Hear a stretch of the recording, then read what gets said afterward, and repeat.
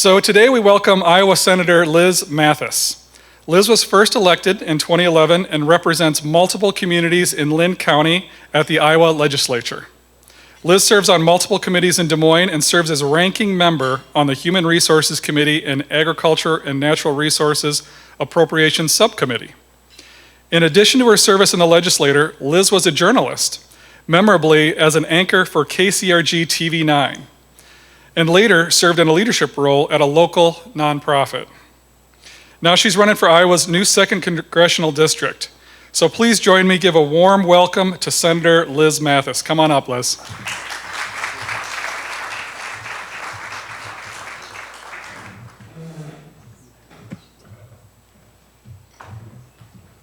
Well, good morning. They tell me that I need to talk directly into the microphone. Can you all hear me? Okay, terrific. Politics and eggs. You know, I almost grabbed one of those wooden eggs thinking it was a hard-boiled egg, so it's a good thing I didn't. You know, Dubuque has gone through such terrific growth. I worked for KWWL for about 16 years, anchored with Ron Steele, but did a lot of stories. And so the initial maiden voyage of the casino, we did a big live show out on the levee, and so we have seen it grow, the hotel being built, the museum being built, and then of course all of the reconstruction downtown, which the Gronins, I know, I don't think Mary isn't here today, or John, but I've worked with them on historical tax credits, and I've also worked with another historical reconstruction group on historical tax credits at the state level, very integral to the growth of the downtown. So, you know, I just think the world of Dubuque. We also had a boat that we docked at the Dubuque Yacht Basin and made a lot of friends on the weekends, and it was really a lot of fun and so beautiful. As we came down, you know, the hill coming into Dubuque, Anna, my campaign manager, said, "Oh, it's so beautiful every time, you know, we drive here." So don't ever take it for granted. You know, our view is of flat cornfields in Cedar Rapids, so appreciate the beautiful hills here and the ribbons of highway. It's just beautiful. I wanted to talk about hard work first. So I grew up on a farm in Clinton County, and my dad was a World War II veteran, and like many veterans, he came home and he started farming with his uncle. My mom was a teacher in a one-room schoolhouse, and from there she joined the Cadet Corps, which was the military nurses cadet corps. They needed nurses in World War II, so she went through training, and after World War II, she became the town doctor's nurse. So she mended broken bones, and she delivered a lot of babies, and also worked on the farm. And we all worked on the farm. I had 2 sisters. My dad was very involved in the County Conservation Commission and on the school board, so they were leaders. And my dad also, we were talking about the Extension Service. Who was here from the Extension Service? That's right. And he went to an ISU Extension agricultural training on no-till farming. And he started no-till in 1972, which is kind of an early adopter. But he received information from ISU Extension to do that, and the training. So 3 daughters, 3 sides. We went out there, you know, with you know, cutting down the weeds that were in that first no-till field. But he got a lot of attention from other farmers, and that's really what we intend about no-till farming even today, is that we want agriculture to learn from each other, and we want to make sure that we have good soil health, and we have flood mitigation, and all the kinds of things that you know, apply to good growth and good commodity prices. So from there, you know, I detasseled corn, and I mowed a cemetery, so I made a little money to go to the University of Iowa. So I paid my way through the U of I, and I got a journalism degree. And the journalism degree took me pretty far. So 16 years at KWWL, a couple of years at Wartburg College teaching First Amendment law, the rights of reporters, and then 9 years at KCRG in Cedar Rapids. So nearly 30 years in journalism, and I learned a lot. It was really like going to school all the time, because you were interviewing people, learning about new business growth, you were learning about disasters, and the farm crisis. So I covered the farm crisis in the 80s, and I saw the devastation that occurred both in Dubuque and Waterloo at the John Deere plants. And then I saw some of the highs and the lows of economic development in Northeast Iowa, and covered it as news stories every night. I also was able to do reporting into politics, so I was very fortunate because of the Iowa caucuses to interview everyone from Ronald Reagan to Barack Obama, every presidential hopeful from Ronald Reagan to Barack Obama, and attend several Republican national conventions and Democratic national conventions. So I got to see politics up close and personal, and then I jumped in. So when I jumped in, I decided to run for state senate. But it was while I was working for a nonprofit called Four Oaks, and some of you may know about Four Oaks. They've had downtown offices. They help children who have mental health issues and behavioral issues, and I worked there for 13 years. So while I was working at Four Oaks, I was asked to run for a state senate vacancy. My state senator resigned from office to join the Iowa Utilities Board, and that was going to put the Democratic majority in jeopardy. And so we had, the Democrats had a 1-seat majority, a 26-seat, and I ran, and I won by 12 percentage points in a purple district. And then I turned around and ran again and won by 16 points the next year. And then in 2016, won by 12 percentage points. We lost 6 other senators because we had a Republican wave that year. And then in 2020, I was not contested, so no one ran against me. I don't know why. But I would think that it might be the wins before that might have scared them away. So that's okay. That's fine with me. So as I was in the state senate, and before I even joined the state senate, I could see that there was a huge gap in how we address children's mental health, and adult mental health for that matter. I went to a meeting where for an hour they talked about adult mental health and about 10 minutes children's mental health. So one of the things that I worked quite deeply on was a children's mental health system, and we got that done. We created that. I also did a number of other health bills because I was chair of Health and Human Services for 4 years.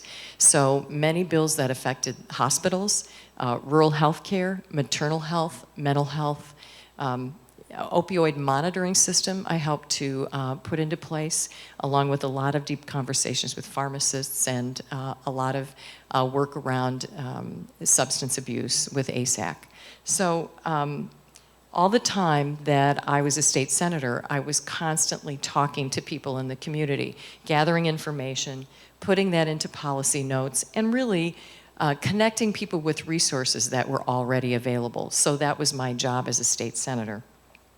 But while I served, I got to meet Tom Harkin. How many of you know who Tom Harkin is? Okay, great. Tom Harkin, longtime U.S. Senator, and he pulled me aside at a meeting and he said, "How can I help you?" And I said, "Well, you can help me when I don't know the answer to a question, what do I do when I don't know the answer, or I haven't gathered enough information to put together a good answer?" He said, "Here's what you do." And he pulled out a piece of paper out of his pocket. It was a note card, and the word FAIR was written on it. Now, many of you know Tom Harkin is the godfather or the grandfather of the ADA, the Americans with Disabilities Act, a huge bill that was passed almost 35, 36 years ago. And so, he said I had to find someone in the Senate who would agree with me and 2 members of the House who would pass it once it went from the Senate to the House, and I did it. And it was an amazing bill. And he said, "I always use the word fair. Is this a fair piece of legislation?" So in my decision to run for Congress, for the U.S. House, I took a look at how the current Congresswoman was voting. And I didn't like how she was voting about infrastructure, about inflation, and about some other bills around COVID. So infrastructure, as you know, is going to bring $5 billion of your federal tax dollars back into this district. Our current Congresswoman voted no on this bill. And I feel that that was the wrong vote to take. Chuck Grassley voted yes on it. But what it will do is really instill a lot of economic growth for our communities. It's going to address 4,000 endangered bridges, farm-to-market bridges, and fix those, and roads, and streets.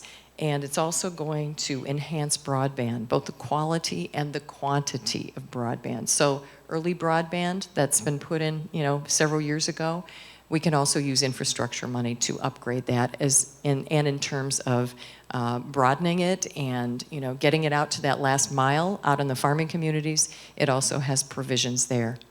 So infrastructure is a huge bill for lock and dam systems, farm-to-market lock and dam systems. And so we want to make sure that those are upgraded as well, including some changes in Dubuque and all the way down the river.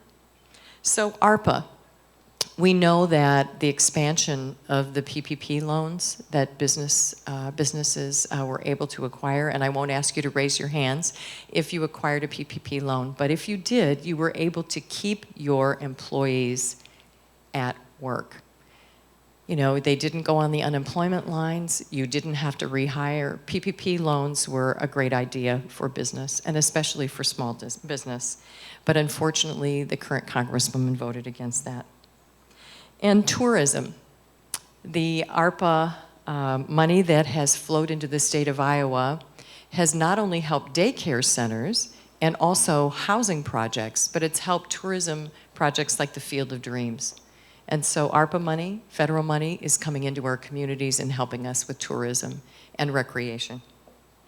So I have been a small business champion. I want to just list some of the things that I've worked on because I also sat on Commerce and Economic Development. I'm the Senate liaison to IEDA. So when people want to talk about small business with me, then I have a direct line to Debbie Durham. I call her. Her staff is amazing. And they make sure that they listen to me, not only all of you as constituents. They always have an open mind about great ideas. So in this state, I wrote a bill called, it was called Iowa First, and it was Senate File 1. And so we, as the majority, decided to put the number 1 on that because we felt it was very important that Iowa businesses win state contracts. We thought it was important that they would get first preference instead of an out-of-state company. If you own a business, you pay commercial property tax, you pay unemployment tax, you're established as a business here. And it's important that you would get a first crack at some of those RFPs that are at a state level under $500,000. So that was a bill that I pushed forward, and we changed the definition of what business was in a procurement way. We also, I also sponsored to make Entrepreneurial Investment Award program permanent, when it was going to sunset. We recently moved a bill to add more women to boards. Not only if you were in a private business and a Fortune 500 business, we wanted to make sure that at least 50% of your board members were female, and IEDA would reward you for that and move you up in front of the lines, certain lines, if you did that. I created a small business accelerator for women-owned businesses in a bill. Created the Iowans First tax credit for businesses that hired Iowans. And yes, as a Democrat, I voted with Republicans to cut business property taxes by $50 million. So there was, cut it by 10%, and several businesses signed up for that. The bill was signed in my district at Hawkeye Ready Mix.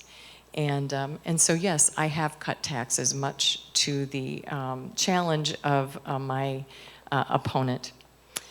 We also have done a lot of, or I have done a lot of bills around teacher shortage in education, and we know how vital our community colleges are, how vital K through 12 is for business development and business growth. And so I did a teacher shortage roundtable last fall. And then from the answers that we received from teachers and administrators and parents and students, I went ahead and I wrote a bill on that. All the Democrats signed it. It did not move. Democrats are now in the minority in the Iowa State Senate. It did not move, but what did move was the voucher bill. by the Republicans. We also have, I recently did a business crawl here in Dubuque and met with small business owners, a bookstore, a coffee shop, a retail establishment by the cable car square.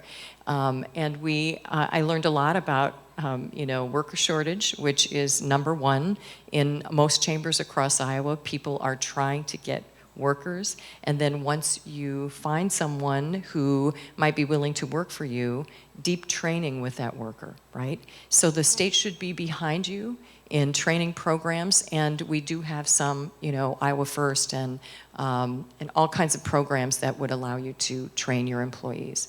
So that's what I've done at a state level, and just a few of the things regarding business. Going to Washington, the #1 thing right now, I believe, for our constituents is really bringing down costs for Iowans. And we've been able to do that, I think, by looking at the Inflation Reduction Act. You can see that Social Security, or you can see that Medicare will be negotiating for drug prices, and they will also limit insulin costs to $35 a month. They'll cap that. They'll also cap Medicare Part D at $2,000 a year for out-of-pocket expenses for your prescriptions. So, Joe, you and I have talked about, I worked on a bank board for 13 years, and you're with credit unions, and you do see there are a lot of people who are struggling. They're struggling to pay their bills because they have some high medical costs. So we hope that this Inflation Reduction Act will help eliminate some of those high costs for people who are on very expensive drugs, and they seek, a lot of help through their physicians, through their hospitals, quite frankly. So as a congresswoman, I'll also grow, support the business community and grow Iowa's economy.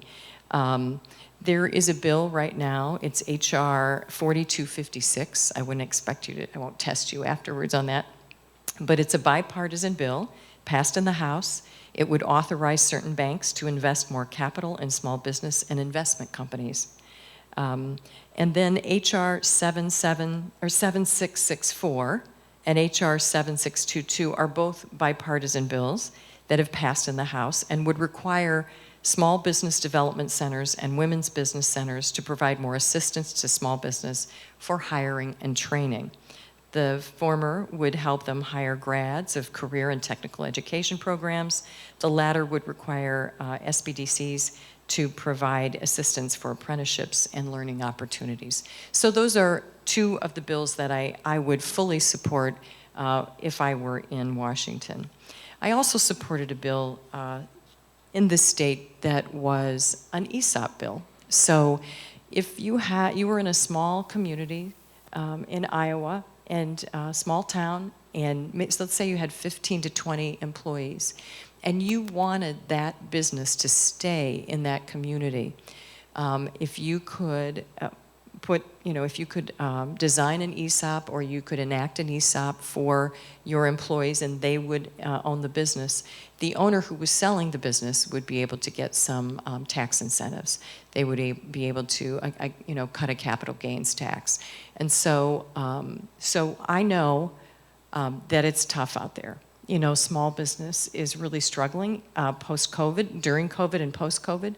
So we have to do everything we can to support small businesses.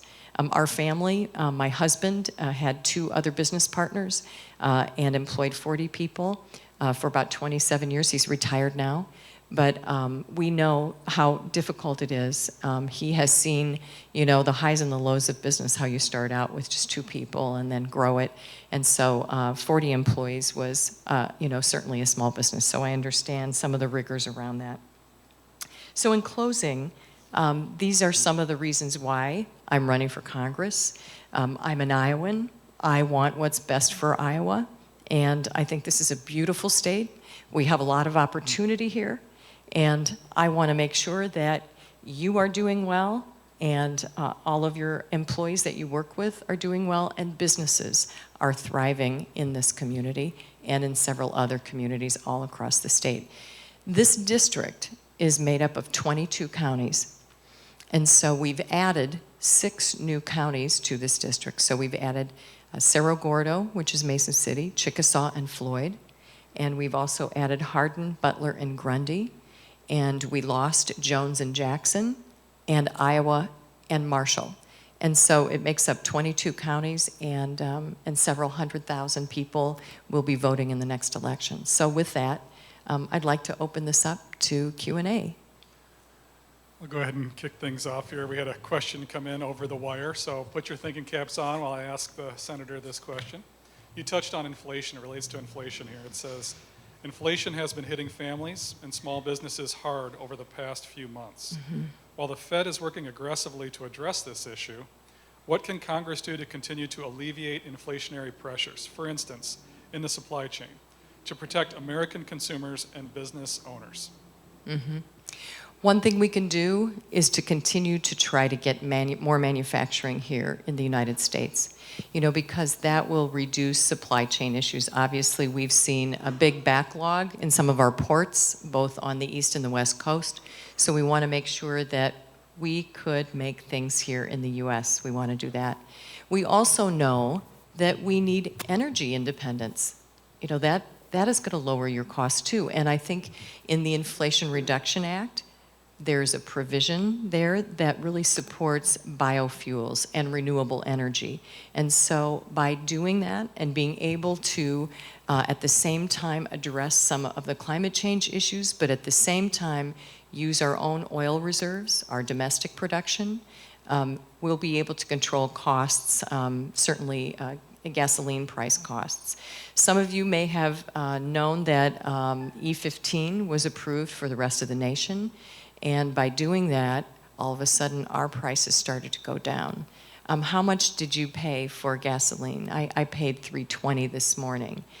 You're noticing that they've gone down at least by $1, $1.50 in the last couple of months. So by doing that and taking that action, that affects the markets, and obviously that affects the price. So those are just a few of the things that I would do. Of course, as I've mentioned, healthcare costs are huge. And anything that we can do to lower healthcare costs, such as negotiating for prescription drug prices. Amy Klobuchar was in Cedar Rapids last week, and she held a healthcare roundtable with me. We had an FQHC, probably 4 members of the Federal Qualified Health Center. It's Eastern Iowa Health Clinic. And they're starting a dentist, a dentistry area for, healthcare with your dental issues. And so we talked about how that needs to be extended. Dental, hearing, needs to be extended in the Medicare program as well. But the provisions on taxation in the Inflation Reduction Act will not affect the average Iowan. It's people who are making $400,000 or more who will contribute to this, and our savings that we will acquire from this it's about $309 billion that will go toward lowering the national debt. So at the same time that we can lower individual prices, we can also lower taxation, and we can lower the national debt.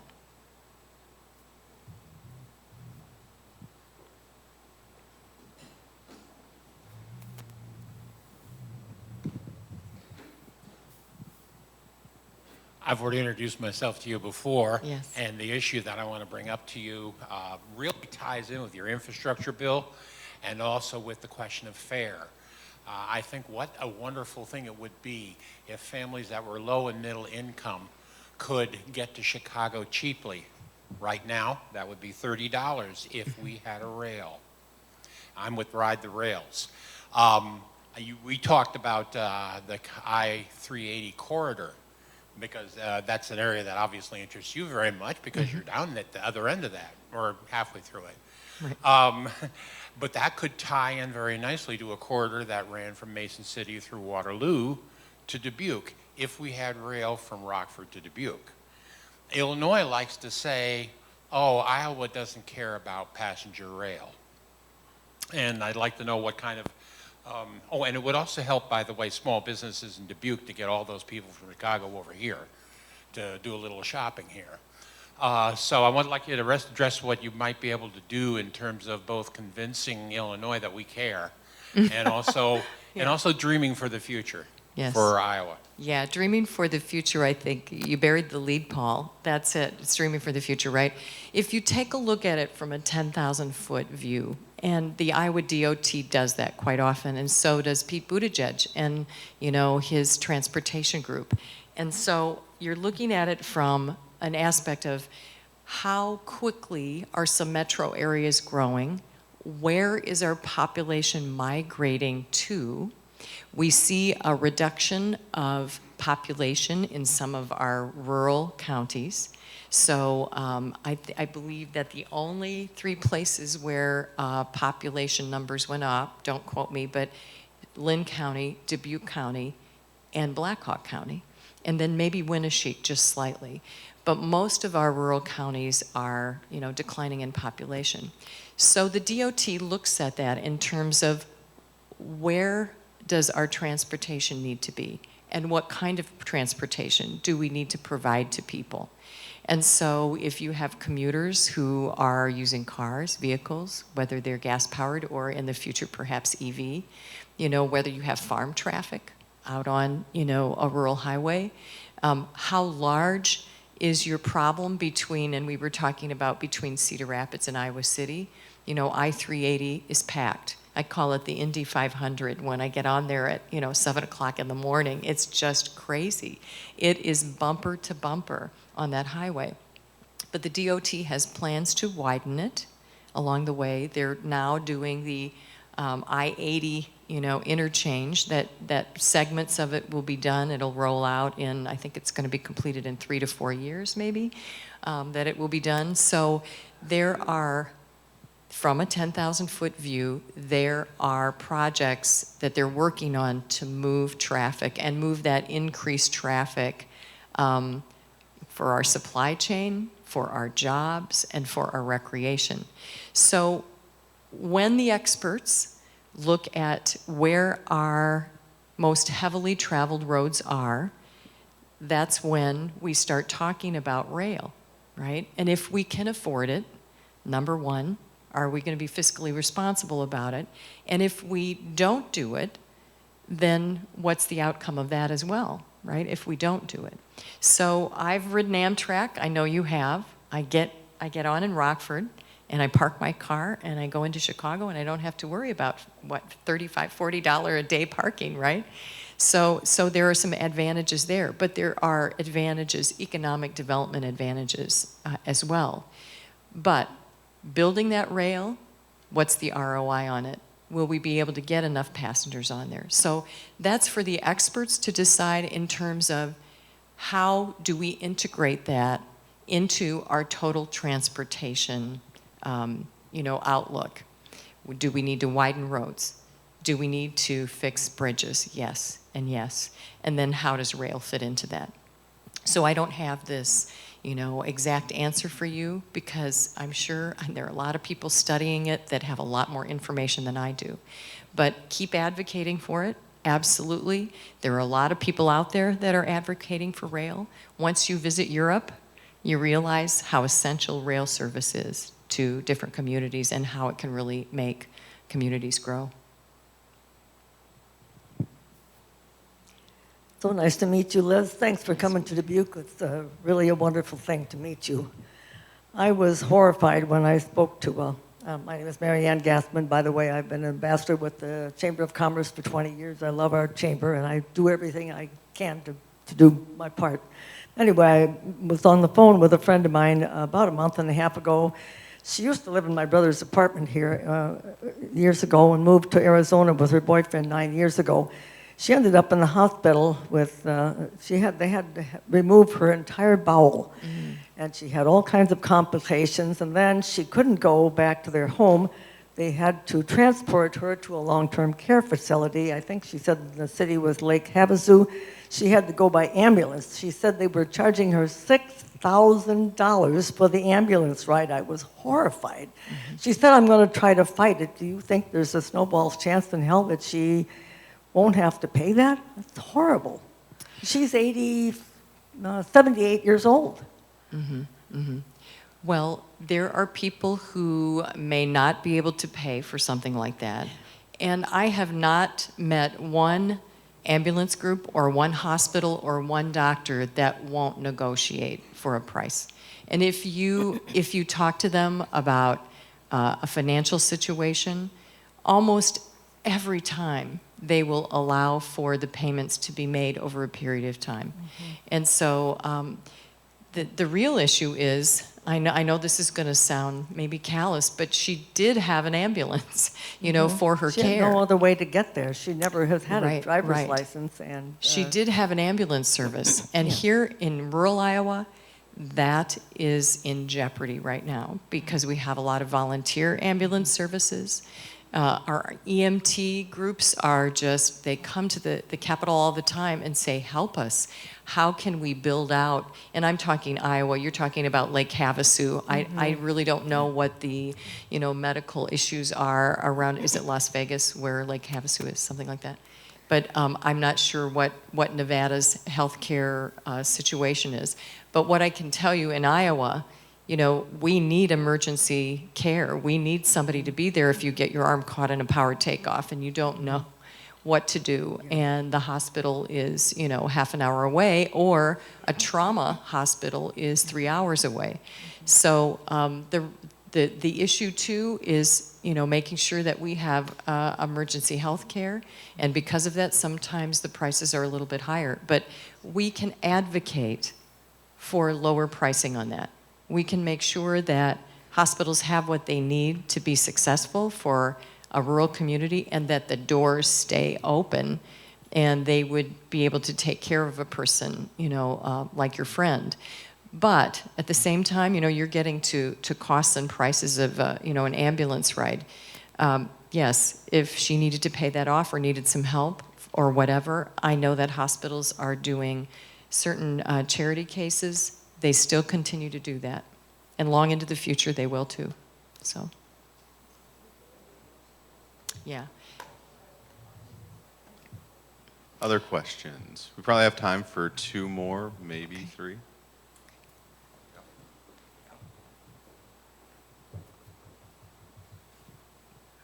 I find myself somewhat disheartened with partisanship both in Des Moines and Washington. What can be done in order to bring people to the point where we can again compromise and move things forward?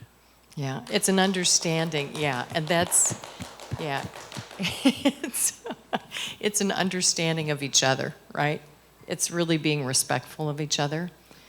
I have a friend who, Dee McIntyre, her husband Scotty owned United Fire Group, and Dee actually worked in Georgia, and she oversaw, the Senate. She was running, administratively helping to run the Georgia Senate.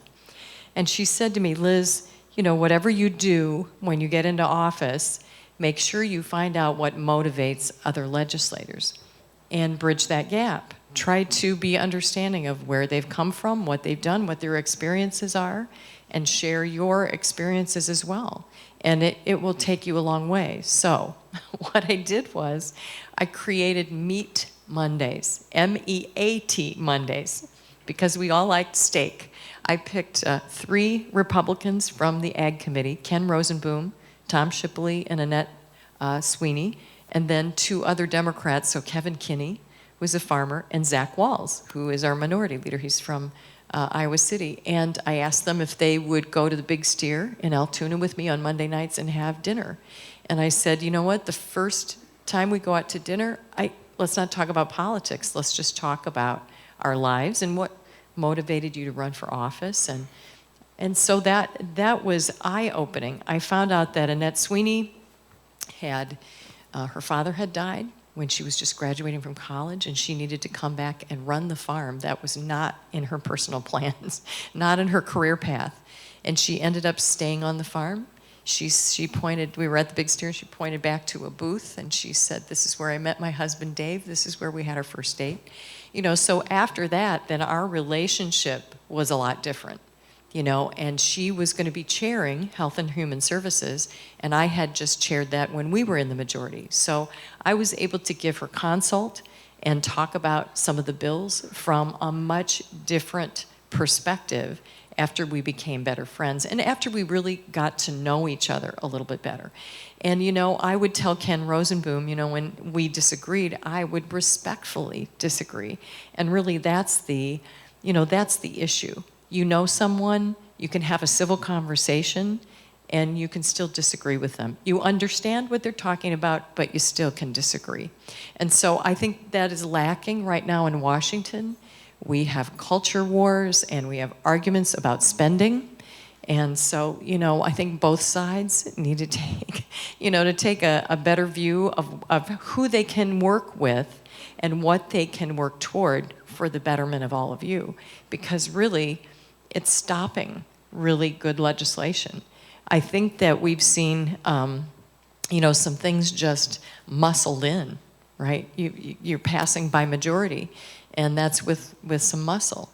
And it's got to go beyond that. You've got to have, I think, a bipartisan, you know, input into most every bill if you can. If you can. And if you can't, I mean, there are times that even at the state Senate for 10 years, I would walk over and I'd say, what don't you like about this bill? Why won't you move this bill? Why? Well, I don't like this paragraph. Well, let's take it out. What are we left with? Okay, I'm left with the part that I want, you know, and this part, yeah, I could take it out. Let's move it. And so you come to a compromise of sorts that isn't going to affect what the outcome is, you know, too largely, but at the same time, you're getting something through that will start the conversation or start the process in changing things or making things better. So I'm with you. I mean, it's gotten, even at the state capitol, it's gotten to a fever pitch where decisions are made without any input from the other side. That, you know, I think when Craig Paulson was Speaker of the House and Mike Gronstal was the Senate Majority Leader, they were friends and they knew they had to get along. And Mike would say things like, well, I know I have this many votes for this bill. How many votes do you have? You're going to need X amount to answer to mine. I'm putting up some of my votes, and I know that we're going to pass this, but we want you to be as responsible as well. And so it's that kind of compromise. And yeah, does it get into political navigation? Yeah, it really does. But the really good people can see 5 steps ahead and see that it's going to be a benefit to people. It's going to be a benefit to the constituents. So I'm glad you clapped in the back, the peanut gallery back there. Clapped about that, because that is, when we poll, that's one of the #1 issues. People want us to get along. But yet on Facebook, I see people swinging at each other, you know, so we all need to get along, right? We all need to get along. We're going to do one last question, and from the chamber side, we're going to take a point of personal privilege to ask it. So the American Airlines is going to be leaving the Dubuque Regional Airport at the beginning of September. As the member of Congress from the 2nd District, if you're elected, what would you do to help protect air service, restore air service to Dubuque? Oh my gosh, that should never have happened. That should never have happened. And your member of Congress should be in there and making sure that American Airlines would stay, or there is another service here.